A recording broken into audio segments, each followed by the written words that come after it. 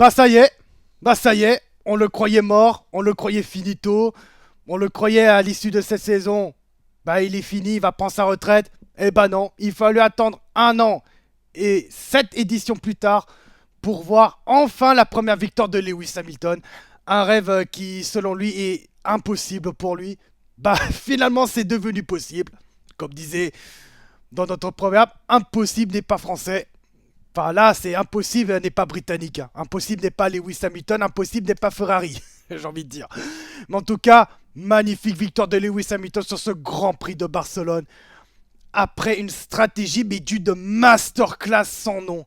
Mais vraiment une masterclass sans nom. Sans parler de son pilotage qui est aussi d'une masterclass indescriptible. Mais tout est d'une masterclass en vrai.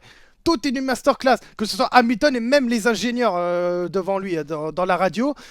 Des arrêts au stand. On se demandait pourquoi il s'est arrêté très tôt. Après, et aussi plusieurs raisons. Puis finalement, il fallait attendre la VSC pour que les Ferrari puissent saisir sa chance et donc faire entrer Lewis Hamilton et donc ressortir en tête. Et pile au moment même, à la fin de l'intervention de la VSC, pour finir devant George Russell et Antonelli, et finalement s'échapper et s'imposer sur ce Grand Prix d'Espagne. Mais quel pilotage, mais quel Grand Prix, mais quel week-end pour Ferrari, mais vraiment, c'est incroyable ce qu'il a fait Hamilton, surtout. Bravo aussi à Fred Vasseur, bravo aussi à Loïc Senna aussi Loïc Serra, pardon, pour l'évolution qu'il a apporté sur ce week-end. C'est vraiment quelque chose d'incroyable. C'est une page qui s'inscrit une nouvelle fois dans les pages de la Formule 1 et aussi dans les pages de la Scuderia Ferrari et aussi peut-être un début d'une histoire d'amour entre Hamilton et Ferrari. Une vraie histoire d'amour parce que ça a été déjà marqué depuis son premier podium au Grand Prix de Chine. Et là, oui, effectivement, podium Grand Prix de Chine, podium au Grand Prix de Canada, puis au Grand Prix de Monaco. Là, on se demandait si Hamilton va briser le plafond de verre. Et bah, c'est le cas. Bah, c'est déjà le cas même. Une semaine plus tard, Barcelone, Hamilton s'impose. Que demander de plus? Que demander de plus? Et là, on va peut-être. Est-ce qu'on va peut-être assister à un vrai début de championnat pour Hamilton, sachant qu'Hamilton inflige 25-0 à Antonelli, parce que oui, Antonelli a dû abandonner quelques temps avant l'arrivée. Donc 25-0 pour Hamilton face à Antonelli. Donc est-ce que ça va rattraper? On verra ce que ça donne. On verra ce que ça donne pour la suite. Sachant que le championnat est encore long. On est certes à la 7ème manche du championnat sur les 22 possibilités. Donc en vrai tout est possible. En vrai tout est possible. On verra si au final, si juste voilà, Mercedes était très bon au début, puis après ça se dégringole à la fin. On verra ça aussi, on verra. Beaucoup de points, beaucoup de questions à se poser. Surtout que depuis Hamilton s'impose. Première victoire hors Mercedes, hein, au passage. Parce que oui, tous les autres, c'est les victoires d'Antonelli et de George Russell, quoi. C'est ça ce qui est fou aussi. Donc oui, ça apporte un petit peu le sourire aussi. Hein. Ça apporte un petit peu le sourire. On a surtout peur de revoir un Mercedes de 2014, 2015, 2016 aussi. Hein, surtout 2016. Hein. Mais là, finalement, non. Je, on va peut-être, je pense que peut-être ça sera peut-être pas le cas. On verra par la suite.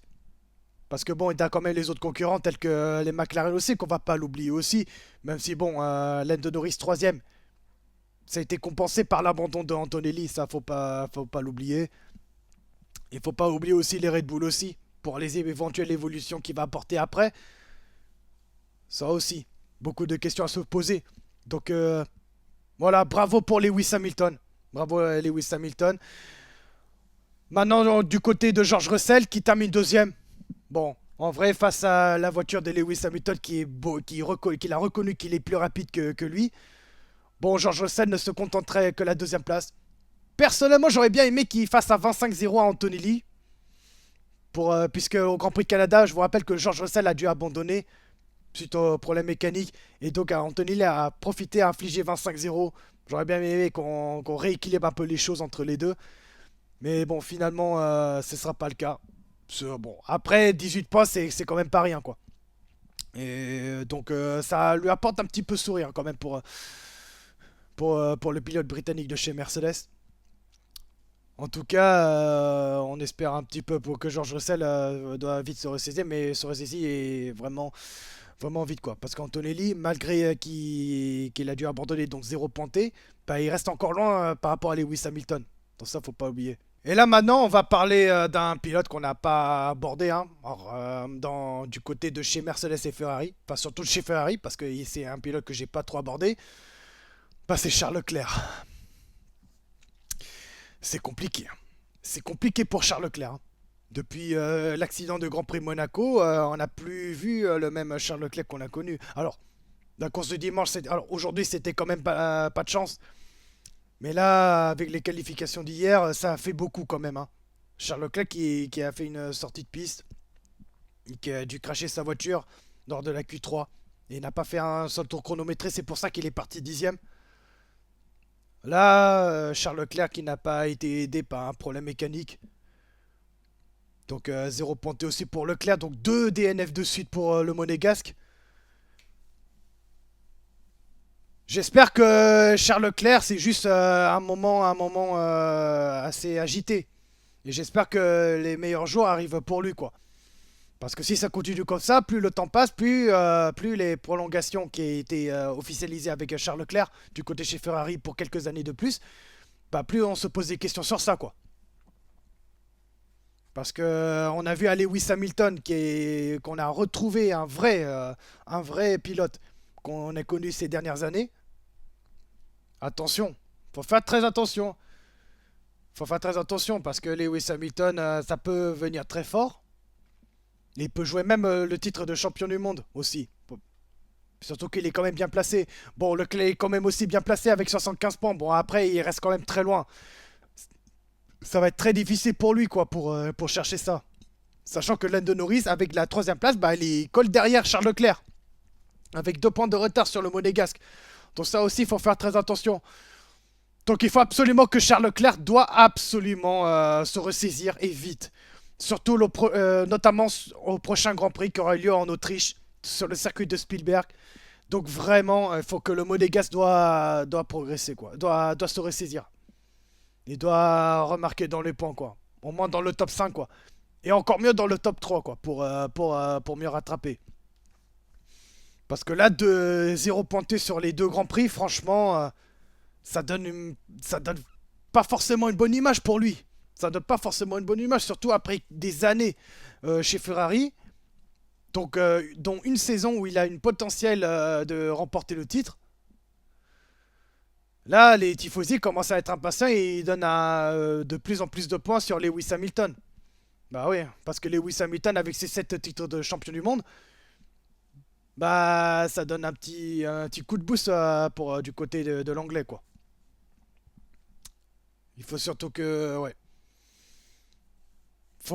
J'ai pas d'autres mots à dire en plus à part bon courage, quoi. Et on espère le revoir, mais plus fort, quoi. Et surtout pour Ferrari aussi. Parce que certes, Hamilton va très bien, mais si Leclerc ne l'aide pas, attention pour le cadre du championnat des constructeurs. Parce que même si Ferrari se récompense avec la victoire de Hamilton, mais à cause du 0 point pour Charles Leclerc, bah, ça profite à McLaren de marquer 25 points de plus avec la troisième place de Lando Norris et la cinquième place de Oscar Piastri. Donc 25 points de plus pour les McLaren. Donc 25-25. Donc il perd pas des points en fait pour McLaren. Et il aurait pu gagner un peu plus. Il aurait pu marquer un peu plus pour McLaren. Bon, finalement, heureusement c'est pas le cas. Mais pour Charles Leclerc, c'est dommage. Il aurait pu marquer des points de plus.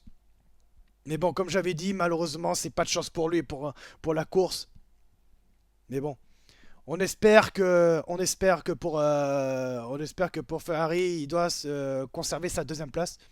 Parce que comme j'avais dit, s'il termine troisième, pour moi, c'est considéré comme un échec. Et encore plus si c'est quatrième, ça aurait été une humiliation, quoi. Parce qu'on a vu le vrai potentiel de Ferrari. Ils étaient quand même rapides dans les parties les plus lentes. Donc il faut saisir la chance, quoi. Il faut bien saisir. Donc voilà. C'est tout ce que j'ai envie de dire pour Charles Leclerc, pour Ferrari. Et aussi pour les Mercedes, quoi. Et un petit mot vite fait pour les McLaren, bon, qui fait une course Bah, et qui font juste leur course, hein. La troisième place, comme j'avais dit, de Lando Norris. Ça s'est plus trop vu depuis pas mal de temps, un podium 100% britannique. Donc en vrai, ça fait plaisir de voir quand même trois pilotes britanniques sur le podium. Bon, en vrai, il saisit juste l'opportunité à l'abandon de Kimi Antonelli, quoi, pour prendre la troisième place, quoi. Bon, de toute façon, c'est McLaren ou bien et un pilote Ferrari ou bien un pilote de McLaren. C'est un peu, on a un peu l'habitude de voir ça au final. Mais ouais. En tout cas, bien joué Lando Norris pour la troisième place. Et bon, Oscar Piastri fait sa course avec sa cinquième place. Et un petit mot sur Red Bull. Les soi-disant avec le meilleur moteur Ford. Ouais, parce que d'après la FIA, Ford avait le meilleur moteur. Aurait le meilleur moteur. Parce que ça, c'est j'emploie le conditionnel. Parce que pour l'instant, rien n'est officialisé pour les évolutions. Enfin, officialisé à 100%. Parce que je crois que ça a été peut-être publié, je crois. Mais Red Bull avait envoyé un appel, quoi. Il conteste pour contester ce résultat. Et ouais, le soi-disant le meilleur moteur, bah, il n'est que classé quatrième avec Max Verstappen et sixième pour Isaac Hadjar. Isaac Hadjar a fait un début de course catastrophique, hein. Très mauvais départ qui chute à la 15e place. Bon, il s'est quand même bien rattrapé à la 6e place, ce qui est quand même pas si mal ce qui est quand même pas si mal que ça. Mais ouais, il y a quand même un sentiment, quoi. Un sentiment presque inachevé pour Isaac Hadjar, mais bon. Sixième place, si ça va, c'est un peu le maximum qu'il ait pu faire. C'est d'ailleurs le meilleur pilote français dans le classement, puisque Pierre Gasly est septième. Gasly septième, Colapito huitième, donc encore une double entrée dans les points pour Alpine, après une séance des qualifications très très difficile. Donc oui, de quoi apporter le sourire pour l'écurie française. Surtout une semaine après la troisième place de Pierre Gasly qui est finalement récupérée. Donc oui, ça lui donne un petit bon coup au moral et donc conforter sa cinquième place du championnat des constructeurs. Et encore un double entrée des points pour les Racing Bulls avec la neuvième place de Liam Lawson et 10e place de Harvey Lindblad. Donc ça aussi, ça apporte un peu sourire, mais bon, même si 9e et 10e au total, ça fait 3 petits points. Mais bon, c'est mieux que zéro, quoi. J'ai envie de dire, c'est mieux que zéro. Et surtout, un petit moyen de s'échapper aux As et les Williams aussi. Les As et Williams, ils étaient tous les deux dans la rue, hein. Ils étaient tous les deux dans la rue. Maintenant, un petit mot sur Fernando Alonso qui. Fernando Alonso, c'est compliqué, hein. C'est une triste manière de dire au revoir à Barcelone, puisque Alonso avait déclaré que ce sera mon dernier Grand Prix à Barcelone, même s'il va peut-être courir pour l'année prochaine, mais sachant que Barcelone, on verra pas avant 2028. Parce que je vous rappelle que Barcelone fera un Grand Prix, elle organisera un Grand Prix, mais sous l'alternance avec la Belgique. J'aime pas trop voir ça. J'aime pas trop voir Fernando Alonso à un visage assez triste et terminer par une triste manière, quoi. J'espère toujours que Aston Martin trouve une solution ou quoi. Bon, heureusement que Aston Martin marque un point grâce à la 10e place d'Alonso suite aux pénalités de Sergio Perez qui aurait pu marquer un point la semaine dernière. Des fois, c'était à ce moment-là, c'était ce moment où il faut saisir la chance pour marquer un point pour remoraliser un petit peu les troupes. Mais bon, tant mieux pour Alonso qui avait marqué un point pour Aston Martin à Monaco. Mais quel dommage de voir telle image d'un abandon au taux de virage 9. C'est d'ailleurs à cause de ça que ça a provoqué le VSC et du coup profiter à Lewis Hamilton de saisir la chance, même assez tardivement, hein, parce qu'il faut attendre le deuxième tour. Il aurait pu faire premier tour, mais finalement ça se fait au deuxième tour, et il sort pile au moment où il y a la fin de l'intervention de VSC. Donc oui, il a quand même un peu de la chance pour Hamilton, en revenant sur ça. Sinon, ça sera peut-être un peu difficile pour Hamilton et, sur George Russell, quoi. Et aussi Kimi Antonelli, parce qu'Antonelli, il était toujours là. Mais oui, on va espérer ouais, espérer une fin de carrière un peu meilleure pour Fernando Alonso. Parce qu'il mérite pas une telle traitement, quoi. Parce qu'on a l'impression que bah, là, on est pile là-dedans, hein. On est pleinement dans le période McLaren Honda de 2015 à 2017, quoi. Et même 2018, parce que même avec le moteur Renault, c'est compliqué, hein. On verra pour ça pour Alonso. J'ai pas d'autres mots à dire à part bon courage et bonne chance, quoi. Bon, en tout cas, bon, j'avais déjà dit, hein, j'avais déjà parlé un peu les championnats des pilotes et constructeurs. Pas de gros changements hein, pour les championnats des pilotes, à part les échanges de places entre Norris et Piastri pour la cinquième et sixième place, et l'échange entre Colapinto et Berman, puisque Colapinto a marqué 4 points supplémentaires hein, avec cette huitième place. Donc il est désormais onzième et Berman douzième. Encore une fois, Colapinto, il a fait quand même une belle course, hein. Colapinto, j'ai l'impression qu'on retrouve vraiment un Colapinto qui devait être, quoi, en vrai. Et franchement, tant mieux pour lui. Je suis quand même content pour l'Argentin. Est-ce que sa place va être menacée par l'arrivée de Fernando Alonso? On verra ça aussi. Parce que oui, encore une fois, Alonso qui irait peut-être chez Alpine l'année suivante, bah ça va mettre en danger la place de Colapinto. Peut-être Colapinto fera une année peut-être sabbatique afin de revenir plus fort. Je suis pas fan de ça en vrai. Pour être honnête, je suis pas fan de ça. Je suis pas fan de ça, mais on verra pour la suite. Parce que bon, j'ai en train de réfléchir, mais on verra pour la suite, j'ai envie de dire. Sinon, d'un côté constructeur, bah rien ne change, hein. Rien n'a changé.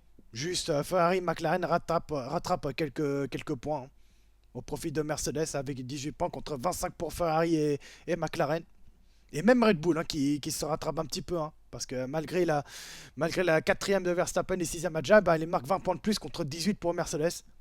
En vrai, dans les champs, d'un point de vue comptable, pour les top teams du championnat des constructeurs, bah, c'est Mercedes le perdant.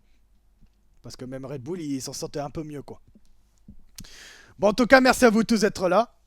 Merci à vous tous d'avoir vu ce petit débrief. On s'abonne sur ma chaîne. N'oubliez pas de lâcher un pouce bleu. N'hésitez pas à écrire dans les commentaires si j'oublie des choses en plus ou... je crois que j'en ai déjà à peu près tout dit. Hein. Encore une fois, bravo Lewis Hamilton. Encore une fois, bravo Lewis Hamilton. J'espère que ça va continuer pour la suite. Et puis, on verra ce que ça donne. Le prochain Grand Prix sera en Autriche dans 2 semaines. Et j'espère que Hamilton va... Enfin, ça sera un bon début, beau début d'histoire d'amour avec Ferrari pour Hamilton. Et peut-être est-ce qu'on va assister enfin à un sacre de Ferrari. Première fois depuis 2008 en constructeur et 2007 avec Raikkonen qui était chez Ferrari oui, qui était chez Ferrari. Ouais, encore une fois, bravo à Hamilton. 30 ans, 30 ans après la victoire de Schumacher, hein, parce que oui, Schumacher a remporté en 96 sur ce Grand Prix d'Espagne. Première victoire de Schumacher en Grand Prix d'Espagne. Oh, c'était en 96. Première victoire avec Ferrari au passage, hein, parce que c'est pas toute première victoire de la carrière. Première victoire chez Ferrari, bah, c'était en Espagne. Et 30 ans plus tard, bah, Lewis Hamilton, première victoire chez Ferrari. Y a-t-il coïncidence? À vous de juger. En tout cas, c'est quand même une belle manière en vrai. Hein. 30 ans d'écart, ouais. C'est quand même quelque chose. Hein. Schumacher, première victoire, 96. Hamilton, 2026. Sachant que Schumacher a remporté ses premiers titres ses titres avec Ferrari en 2000, soit 4 ans plus tard. Est-ce que Hamilton va refaire la même chose? Le temps dira. J'ai envie de dire, le temps dira. Bon allez, je vais m'arrêter là. C'était le débrief à chaud sur ce Grand Prix de Barcelone. Un Grand Prix où ça va en vrai, c'était plutôt agréable en vrai. Il y a quand même de beaux duels, hein, surtout au milieu du peloton. Il y a souvent de beaux duels. Hein. On n'a pas souvent parlé, mais il y a beaucoup de belles batailles hein, au milieu du peloton. Hein. Même derrière aussi. Hein. Même derrière aussi. Non, c'est pas vraiment un Grand Prix ennuyeux. En vrai, très franchement. Après, en même temps, t'as Lewis Hamilton qui s'impose, donc c'est pour ça que ça a fait, ça a mis un gros coup de boost sur ce Grand Prix de Barcelone. Parce que oui, sur ce tracé, on n'a pas trop l'habitude de voir un bon Grand Prix sur ce tracé. Là, c'est un Grand Prix plutôt agréable. Un Grand Prix plutôt agréable pour cette saison. Mais bon, faut profiter de ce moment-là. Puisqu'on verra pas Barcelone avant 2028, donc dans 2 ans. Il faut attendre 2 ans pour voir revoir Barcelone sur ce tracé. Puisque je vous rappelle que le véritable Grand Prix d'Espagne, parce que oui, ça c'est pas un Grand Prix d'Espagne, le vrai Grand Prix d'Espagne aura lieu sur le circuit de Madrid, au mois de septembre, si je dis pas d'ânerie. Mais en tout cas, on verra ça. On verra pour les prochains Grands Prix, si on assiste vraiment à un vrai retour des Ferrari. Parce que là, pour l'instant, ça a l'air de bien fonctionner les évolutions apportées. Est-ce qu'on va assister encore à une nouvelle domination d'Hamilton? Une vraie domination d'Hamilton, on verra. Je suis un petit peu moins sûr. Parce que, attention, t'as quand même un Antonelli qui a l'air d'avoir encore faim, quoi. Donc il faut faire très attention du côté de chez Mercedes. Surtout qu'ils n'ont pas dit leur dernier mot. Sachant que le championnat est encore long. On verra surtout à la mi-saison pour juger comment ça va se donner. Mais en tout cas, on espère que ça va présager une bonne suite. Allez, j'en ai assez dit. Merci à vous tous. On se retrouve d'ici 2 semaines pour le Grand Prix d'Autriche. Donc n'oubliez pas de vous abonner et d'activer la petite cloche pour ne pas manquer le prochain Grand Prix. N'hésitez pas à écrire dans les commentaires ce que vous en pensez. Et surtout, n'hésitez pas à lâcher un petit pouce bleu. Allez, merci à tous et à la prochaine.